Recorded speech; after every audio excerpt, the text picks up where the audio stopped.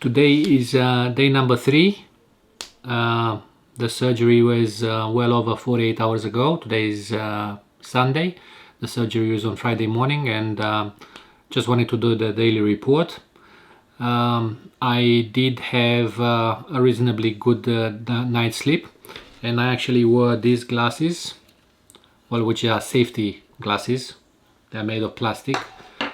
The nurse told me that I should put this every night and stack it just to make sure I don't rub my eye against the pillow, but I found this is much more comfortable because I didn't want to have any kind of tape around my eye, and it's shaped in such a way I'm not concerned nothing will touch my my eye during the night, and also it prevents dust and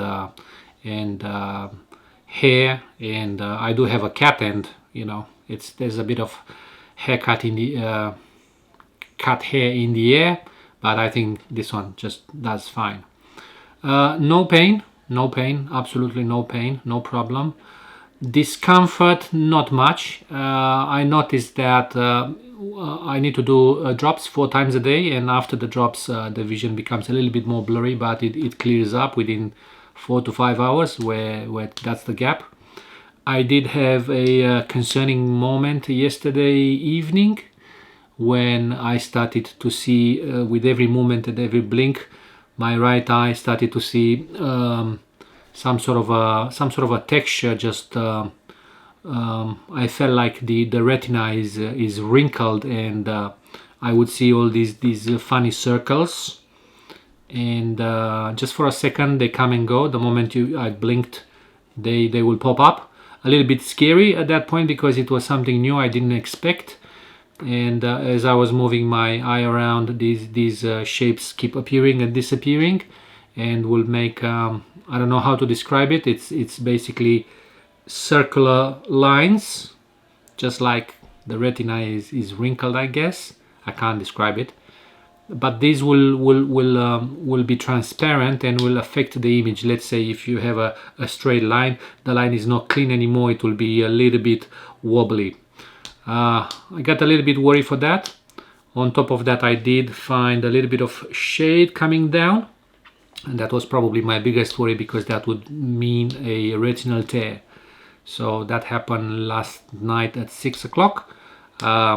I didn't want to panic, but I did panic for a second, but I calmed myself down and didn't do anything, just slept from 6 o'clock to this morning, and the problem didn't go away.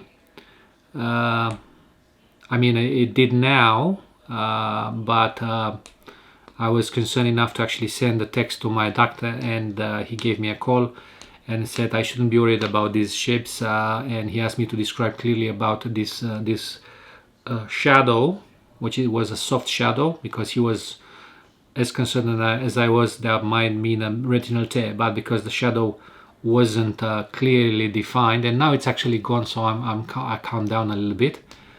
Yeah, he told me that if the shadow tends to be worse, I should give him a call immediately, but happy to say that didn't happen. So right now it's all good. All these shapes are starting to tone down a little bit, and it's actually not that bad. So overall, this is the afternoon. I've done my second set of drops, and everything seems to be okay. I don't have much discomfort, and I do feel the stitches, but very, very light, and they don't really bother me. I do have one actually wanted to say about the air bubble. The air bubble disappeared yesterday afternoon, so I think the air bubble lasted about 36 hours in my eye, so I was happy to see it's just basically gone. There's no air in my eye.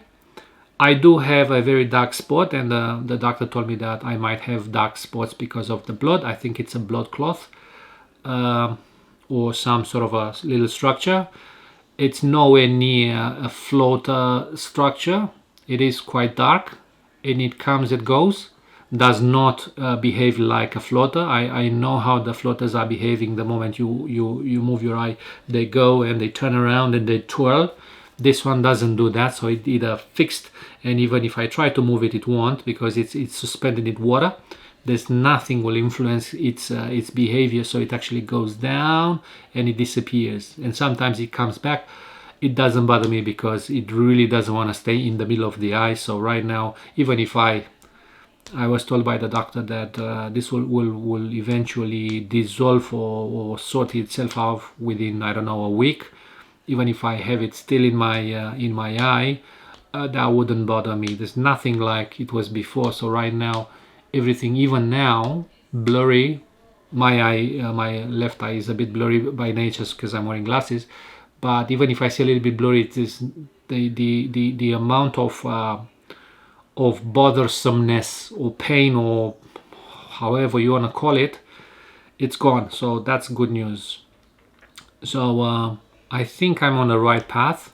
Still slightly concerned, but not as much, that a retinal tear might still happen. So I'm just going to be cautious for another week and not do anything spectacular. And yeah, I think it's a very good recovery as far as I know now. Hopefully nothing will happen. Yeah, I think that's the. I spoke for 6 minutes today, but that's the report for today. And since I promised myself I might remember some stuff, maybe I wanted to talk about. Maybe I said something in the previous video, but today I wanna basically talk about the clear difference between the two surgeries. Let's say one is the vitreolysis with laser. I'm assuming you watched my first episode, and I told you that I had two doctors doing a series, probably 6 or 7 vitreolysis, which is laser surgeries that did nothing. And those surgeries were actually interesting from a patient perspective because the eye is not numb, is dilated, and you have a lens stuck onto your eye with a bit of a gel, and they just direct a laser beam inside the vitreous, and those will happen with sparkles, and it's a spectacle of lights and stuff. It's actually interesting. This one, this vitrectomy surgery was nothing like that. I was actually expecting to see a spectacle of light.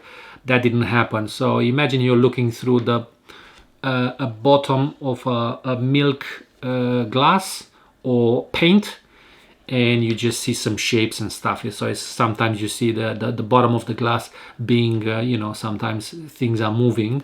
So I would describe more the vitrectomy more like looking on the bottom of a paint glass filled with paint or milk or some sort of like that. Anyway, still not a bad experience. The doctor described it and I experienced myself. It's not a bad experience, and again, so far I have not experienced any pain. Of course, there's a little bit, if I want to strain my eye on one side, I might feel a little bit, but there's no pain whatsoever. And I just wanted to elaborate a little bit more about the difference between induced post-vitreous detachment and not induced one. So there's two types of vitrectomy for floaters. One is with the induced PVD, when they took most of the vitreous and they peel back the retina of vitreous. And the other option, which is supported by several respected professionals in their field, and one is Dr. Sebag. I don't know how it's pronounced. It's an American doctor, and he has a few conferences online. I suggest you look him up. So Dr. Sebag, I would put some links down below. You can have a look. I have watched his conferences several times. Like I watched everything several times, including the other sufferers' journals, and I absorbed every single word. So I did spend a long time doing the research, as one in my position would do. So yeah, I just I want to do a little bit of homework today, and I want to talk about some statistics and the two potential choices if you are in this position and you want to take. One is choose the PVD induced vitrectomy, or the other one, which is supposed to be lighter, with better outcomes, but I think there's some inherited post-operative risks. It's 10 minutes into the video, so day 3, pretty good. My spirits are high, and I hope nothing goes wrong. But as you would imagine, this is not just a simple surgery. Still something that, you know, reasonably concerning to have 3 needles in your eye. And as I'm experiencing now, my retina is trying to readapt, is trying to see, hey, hold on a second, there's no more vitreous here, I'm gonna have to deal with water. So that's a completely different not call it behavior, but I can feel that retina is trying to adapt to the new medium. So yeah, I can see some of the stuff. And one thing I wanted to say is,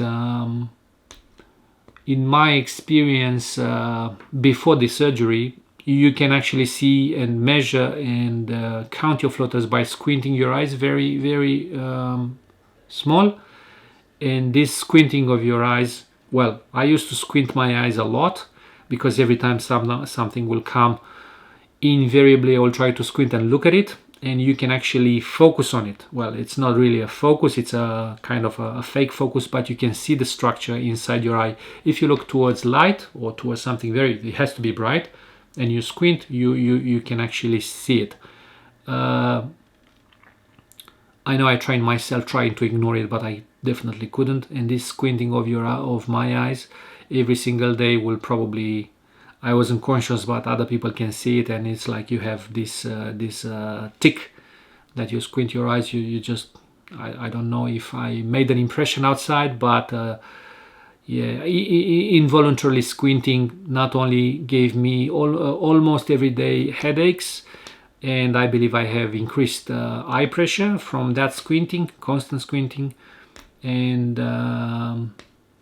I haven't felt anything socially, but definitely many moments during a normal work day, I would look up and I would squint my eyes. So I'm pretty sure people can have noticed that. Nobody said anything ever, but I know it doesn't matter. Anyway, didn't affect my career or my life or anything. But what did affect is my long-term mental stability and pain, created pain.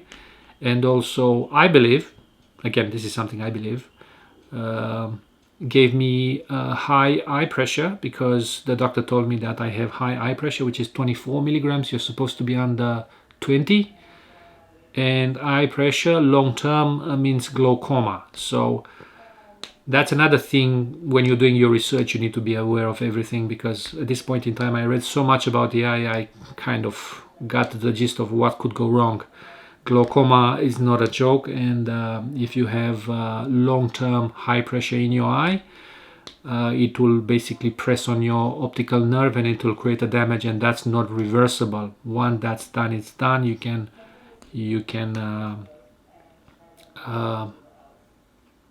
lose your sight basically.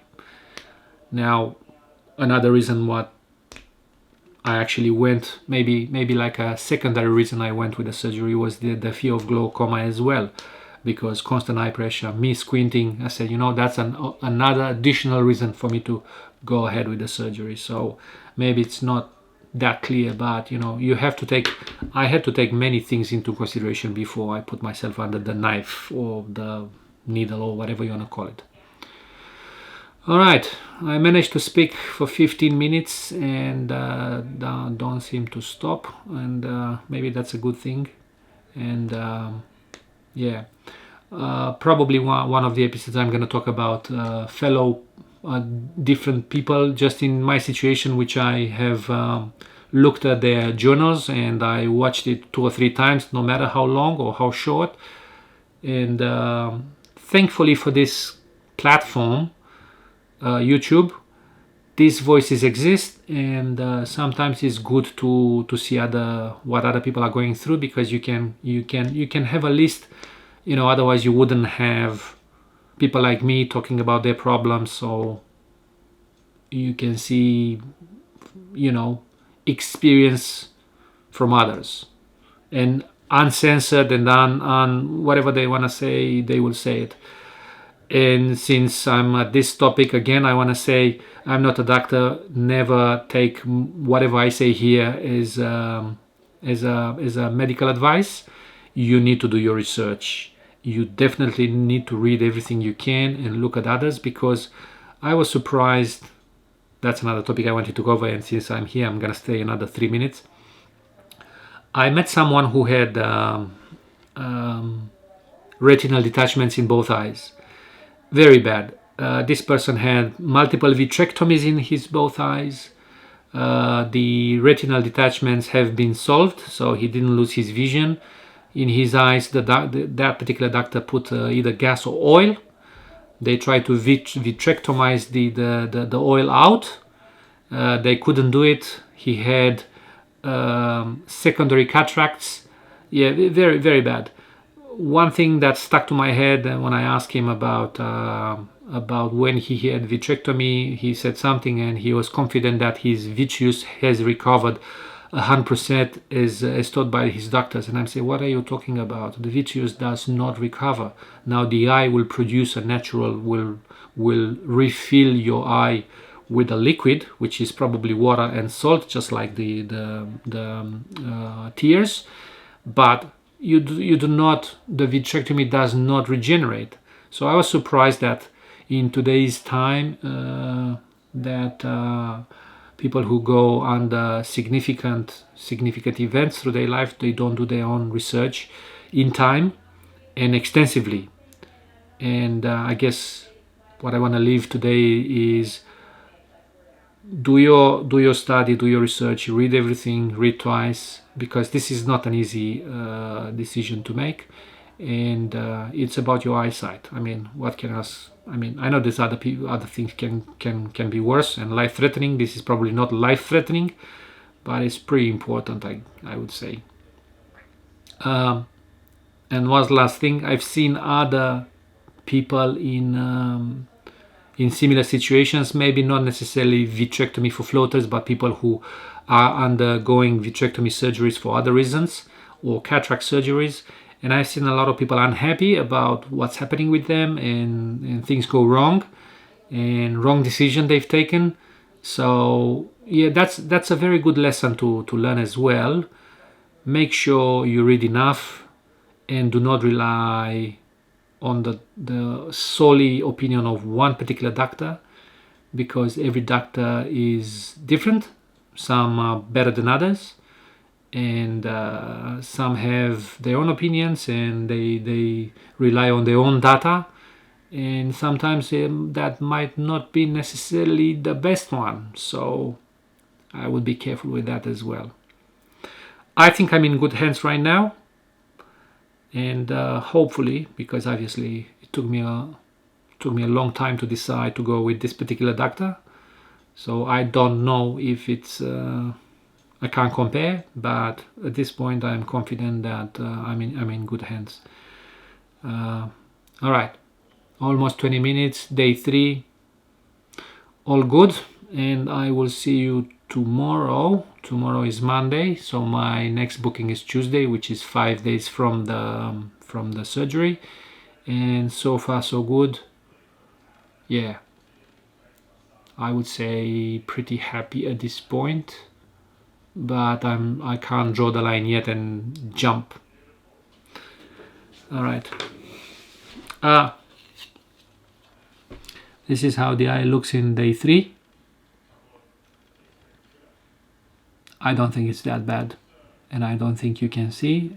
Of course there's redness, and I can't see myself redness because I'm just looking forward, but yeah, it's not that bad. See you tomorrow.